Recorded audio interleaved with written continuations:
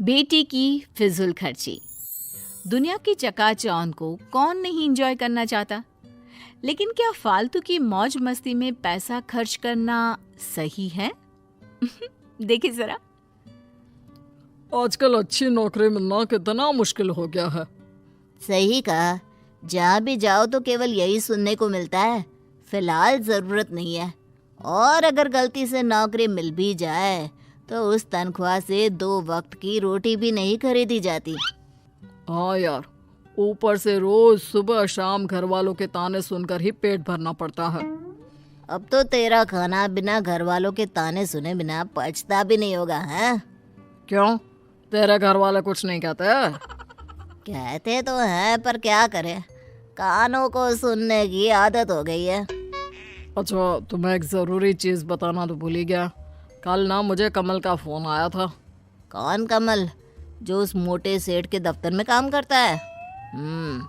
उसने बताया कि उसकी फैक्ट्री में कुछ काम है, उसे आदमियों की ज़रूरत है और तनख्वाह भी अच्छी है, तो चलते हैं क्या? अरे वाह, पूरे दिन भर में अब कोई अच्छी खबर जाकर मिली है।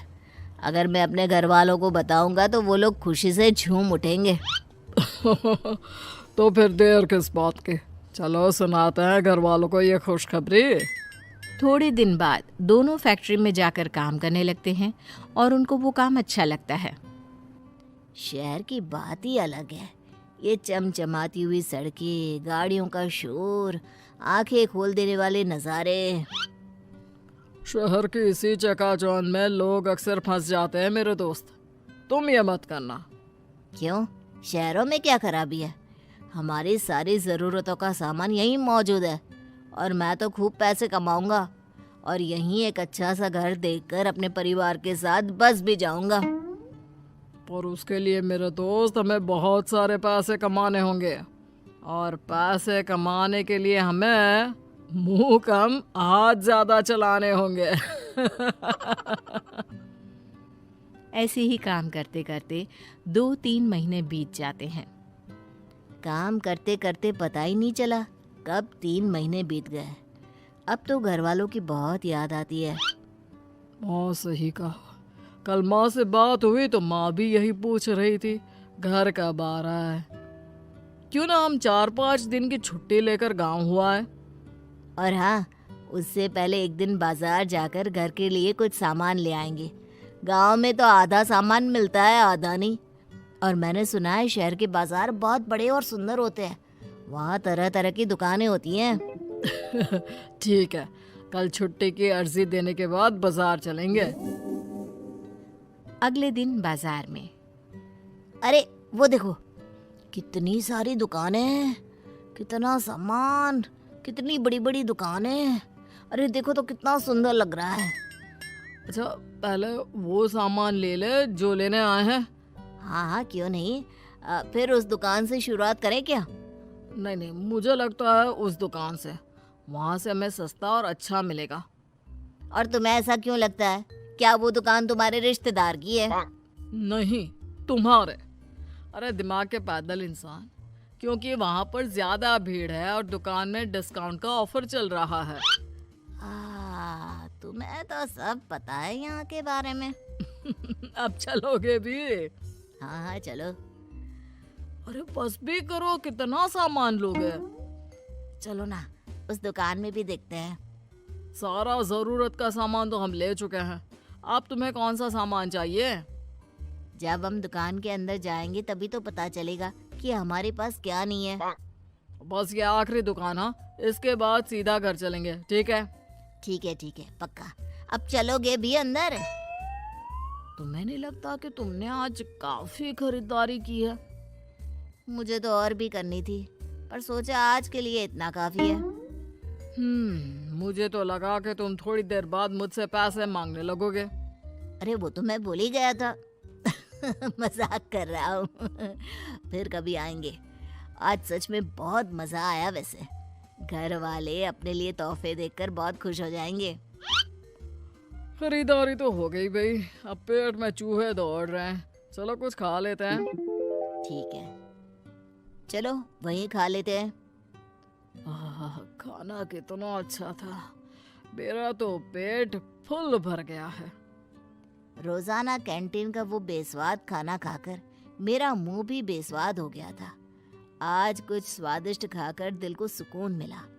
रोज ऐसा खाने को मिले, आहा क्या मजा आ जाए।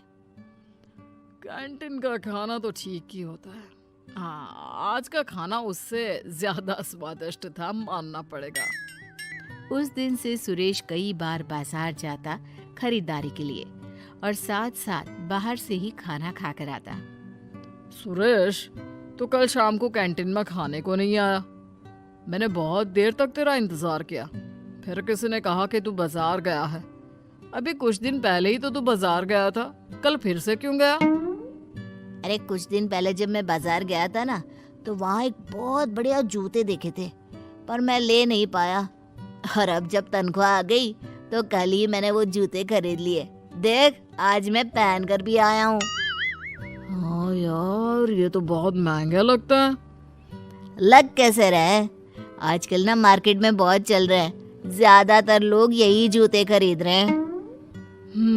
लेकिन तुम्हारे पास तो जूते हैं ना, तो फिर ये नए जूते क्यों? अरे क्योंकि ये आजकल ट्रेंड में चल रहा है। छोड़ो, तुम नहीं समझोगे। लेकिन तुम अपनी सारी कमाई बेफिजूल की चीजों में खर्च कर रहे हो। बेफिजुल कहा, जूते ही तो लिए हैं, और एक आध सामान बस। कुछ दिनों बाद अरे वहाँ के छोले पूरी इतने अच्छे थे, क्या बताओ सच में। क्या बता रहे हो? जरा हमें भी बताओ। कल ना मैं बाजार गया हुआ था, वहाँ मैंने छोले पूरे खाए, बहुत ज्यादा स्वादिष्ट थे। तू कल फिर बाजार गया था? तुझे नहीं लगता तू कुछ ज्यादा ही बाजार जाने लगा है और बेफिजूल की चीजों में अपनी कमाई उड़ा रहा है? अरे तो फिर से शुरू हो गया।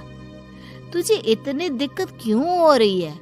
तू तो ऐसे बोल रहा है जैसे तेरी कमाई उड़ा रहा हूँ। अरे अपनी कमाई से तो खा रहा हूँ ना।